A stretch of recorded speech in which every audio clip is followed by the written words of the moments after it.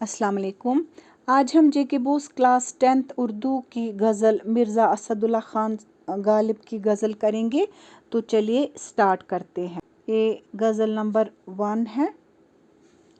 इब्न मरियम हुआ करे कोई, मेरे दुख की दवा करे कोई। बक रहा हूँ जुनूं में क्या क्या कुछ न समझे खुदा करे कोई। न सुनो गर बुरा कहे कोई, न कहो गर बुरा करे कोई। रोक लो गर गलत चले कोई, बख्श दो गर खता करे कोई। कौन है जो नहीं है हाजतमंद, किसकी हाजत रवा करे कोई। क्या किया खज़र ने सिकंदर से, अब किसे रहनुमा करे कोई।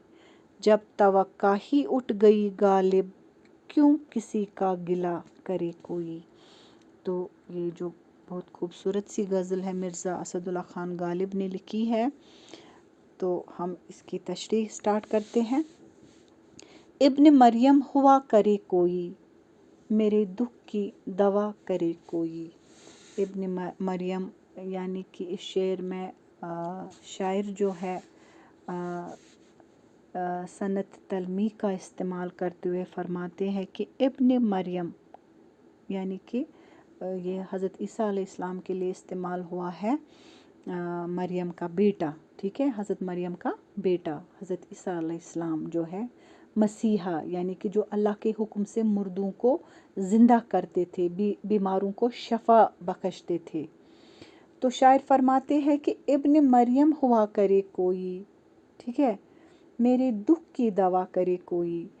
मैं तो इसे मानूंगा अगर हज़रत ईसा अलैहिस्सलाम हज़रत मरियम का बेटा जो हज़रत ईसा अलैहिस्सलाम था, जो अल्लाह ताला के हुक्म से मुर्दों को ज़िंदा कर देते थे और बीमारों को शफा बख्शते थे, अगर वो ऐसे थे तो हो, मैं तो उसे मानूंगा जो मेरे दुखों और मेरे गमों का इलाज करेगा। ठीक है। बक रहा हूँ जुनूं में क्या क्या कुछ न समझे खुदा करे कोई। जुनूं मीन्स पागलपन में, दीवानगी में, ठीक है। शायर फरमाते हैं कि मैं दीवानगी में, मैं पागलपन में, मैं दीवानगी की हालत में न जाने क्या उल्टी सीधी बातें कह रहा हूँ। यहाँ जो बक रहा हूँ है ये इसी का ये मतलब है कि शायर फरमाते हैं कि मैं दीवानगी की हालत में न जाने कैसी कैसी बातें कर रहा हूँ, कैसी उल्टी सीधी बातें कर रहा हूँ। कुछ न समझे खुदा करे कोई। अब खुदा ऐसा करे कि मेरा कहा हुआ कोई न समझे। ठीक है, जो भी मैं कहता हूँ, जो भी उल्टी सीधी बातें मैं न जाने क्या क्या बोलता रहता हूँ, खुदा ऐसा करे कि इसको कोई न समझे जो भी मैं कह रहा हूँ। न सुनो गर बुरा कहे कोई, न कहो गर बुरा करे कोई। शायर फरमाते हैं कि अगर कोई कुछ बुरा कहे तो बिल्कुल न सुनो, और अगर कोई तुमसे बुराई करे तो इसका शिकवा न करो। न कहो गर बुरा करे कोई, और अगर कोई तुमसे अब बुरा कह भी देता है तो तुम इसका शिकवा न करो, तुम इसका गिला न करो। रोक लो गर गलत चले कोई, बख्श दो गर खता करे कोई। शायर फरमाते हैं कि अगर कोई गलत रास्ता इख्तियार करता है तो इसे इस रास्ते पर जाने से रोक लो, और अगर कोई या किसी से कोई गलती सरजद हो जाती है तो इसे माफ कर दो, इसे बख्श दो। कौन है जो नहीं है हाजतमंद, किसकी हाजत रवा करे कोई। शायर फरमाते हैं इस दुनिया में ऐसा कोई भी शख्स नहीं है जो ज़रूरतमंद नहीं है, जो हाजतमंद नहीं है, और इंसान के बस में ये बात नहीं कि वो हर एक ज़रूरतमंद की ज़रूरत को पूरा कर सके।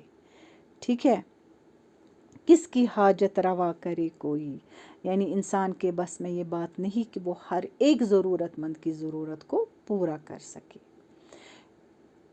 क्या किया खज़र ने सिकंदर से, अब किसे रहनुमा करे कोई। इस शेर में शायर जो है हज़रत खज़र और सिकंदर जो है ज़ुल्करनैन का किस्सा بیان کر رہے ہیں کہ جب حضرت خضر علیہ السلام جیسا رہبر سکندر ذوالقرنین کی صحیح رہنما نہیں کر سکا تو انسان کسی اور سے کیا توقع کر سکتا ہے۔ حضرت خضر علیہ السلام اور سکندر ذوالقرنین کے حوالے سے اس تلمی کی دو روایت ہے۔ ایک یہ کہ سکندر ذوالقرنین حضرت خضر کی رہنمائی میں جب ظلمات میں چشمہ آب حیات کے نزدیک پہنچا تو حضرت خضر علیہ السلام نے اسے وہاں کچھ بوڑھے دکھائے جو بہت ضعیف تھے، بہت کمزور تھے اور سسک رہے تھے، ٹھیک ہے، اپنے منہ میں کھانا لے جانے کی کوشش کر رہے تھے، لیکن ضعیفی کی وجہ سے، کمزوری کی وجہ سے وہ کھانا کہیں اور چلا جاتا تھا، جنہیں دیکھ کر سکندر ذوالقرنین نے آب حیات نہیں پیا اور وہاں سے واپس لوٹ آئے، ٹھیک ہے۔ تو یہاں پر دوسری روایت یہ کہ حضرت خضر جو ہے سکندر ذوالقرنین کی وصالت اور مدد سے ظلمات میں چشمہ آب حیات پر پہنچایا اور اس سے پہلے خود آب حیات پی لی، یہ دوسری روایت ہے۔ ان کے آب حیات پیتے ہی چشمہ غائب ہو گیا اور سکندر ذوالقرنین اور وہ نامراد ہی واپس لوٹ آئے۔ تو یہاں پر یہ واقعہ جو ہے یہی بیان کیا جا رہا ہے کہ کیا کیا خضر نے سکندر سے، یعنی کہ حضرت خضر علیہ السلام جو تھے وہ سکندر کے یعنی کہ ذوالقرنین کے رہنما تھے۔ اگر حضرت خضر علیہ السلام جیسے رہنما سکندر کی رہنمائی نہیں کر پائے، اب کسے رہنما کرے کوئی جب وہاں پر وہ رہنمائی نہیں کر پائے، ٹھیک ہے، تو یہاں کس سے رہنمائی کی توقع کر سکتے ہیں ہم؟ جب توقع ہی اٹھ گئی غالب، جب توقع ہی اٹھ گئی غالب، کیوں کسی کا گلہ کرے کوئی؟ شاعر فرماتے ہیں کہ توقع اٹھ جائے تو شکوے یا شکایات کی کوئی اہمیت ہی نہیں رہتی۔ اگر کسی سے کوئی ایکسپیکٹیشن ہو تب نہ، اگر کوئی ایکسپیکٹیشن ہوتی ہے، ایکسپیکٹیشن ہے کہیں پر تو شکایات بھی ہے، گلے بھی ہے، شکوے بھی ہے۔ جب ایکسپیکٹیشن ہی نہیں ہوگی، جب توقع ہی اٹھ جائے گی تو شکوے اور شکایات کی کوئی اہمیت نہیں رہتی، کیونکہ شکوے اور گلے تب تک ہی ہوتے ہیں جب تک کسی سے کوئی توقع ہوتی ہے، اور توقع ختم ہو جائے تو شکوے گلے کی کوئی گنجائش نہیں رہتی، ٹھیک ہے۔ تو یہ پہلی غزل تھی، اب آپ دوسری غزل دیکھیے۔ کوئی امید بر نہیں آتی، کوئی صورت نظر نہیں آتی۔ تو شاعر فرماتے ہیں کہ کوئی ترکیب نظر نہیں آتی، یعنی کہ جس سے میں اپنی آرزو، اپنی خواہش کو پورا کر سکوں۔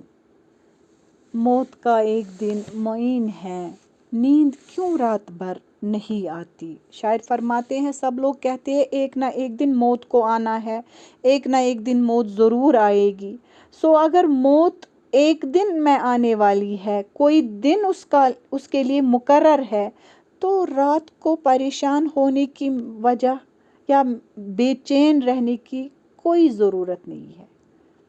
تو رات کو پریشان ہونے اور بے چین ہونے کی کوئی ضرورت نہیں ہے۔ یا موت کا ایک دن معین ہے، اگر موت کا ایک دن مقرر ہے، اگر ہمیں پتہ ہے کہ ایک دن موت کا ہے، ایک دن موت آئے گی انسان کو، نیند کیوں رات بھر نہیں؟ تو پھر اس غم کی وجہ سے نیند رات بھر کیوں نہیں آتی؟ یہ تو پتہ ہی ہے کہ کوئی دن ہے، کوئی گھڑی ہے جو موت کے لیے مقرر ہے۔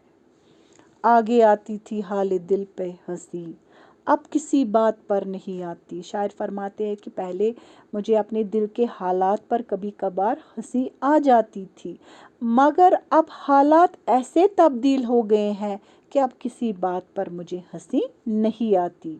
یعنی پہلے دل بہلانے کے کئی سامان تھے، مگر اب کوئی بھی خوشی کی صورت نظر نہیں آتی ہے، اب مجھے کسی بھی بات پر ہنسی نہیں آتی ہے۔ کچھ ایسی ہی بات جو چپ ہوں، ورنہ کیا بات کر نہیں آتی۔ شاعر فرماتے ہیں کہ میرے حالات ایسے ہیں اس وقت کہ میں چپ ہوں، مجھ پر چپی طاری ہے، ٹھیک ہے، ورنہ ایسا مت سمجھو، ورنہ کیا غالب جیسے نکتہ داں کو بات کرنی نہیں آتی، ورنہ میرے منہ میں زبان ہے، کیا مجھے بات نہیں کرنی آئے گی۔ मरते हैं आरज़ू में मरने की, मौत आती है पर नहीं आती। शायर फरमाते हैं कि ज़िंदगी के गमों और तकलीफ़ों से तंग आकर मौत की आरज़ू इस हद तक करने लगा हूँ कि मैं मौत को जुनून की हद तक चाहने लगा हूँ कि मुझे मौत आ जाए। मौत की आरज़ू में मैं पल पल मरता हूँ, मौत से पल पर हमकिनार होता हूँ, लेकिन चूंकि इस मौत से मेरा दम नहीं निकलता। ठीक है, मुझे ऐसा लगता है एक एक घड़ी इस तरह से निकालनी मुश्किल हो गई है ज़िंदगी की कि मुझे लगता है कि मुझे हर पल मौत आती है, लेकिन ये वो वाली मौत है जिससे मैं मरता नहीं हूँ, इसलिए मैं पल पर मरते हुए भी नहीं मरता हूँ। काबा किस मुँह से जाओगे कालिब, शर्म तुमको मगर नहीं आती। इस शेर में शायर खुद से मुखातिब होकर फरमाते हैं कि तुम्हारी सारी ज़िंदगी किसी नेक अमल के बगैर गुजरी है। ठीक है, तुमने हमेशा जो है कोई नेक अमल नहीं किया, कोई भी अच्छा काम नहीं किया, फिर भी तुम चाहते हो कि काबे की ज़ियारत करूं। क्या तुम्हें ऐसा सोचते हुए शर्म भी नहीं आती। तो यहाँ पर जो मिर्ज़ा असदुल्ला खान गालिब की ये जो दूसरी गज़ल है ये भी ख़त्म होती है। अस्सलाम वालेकुम।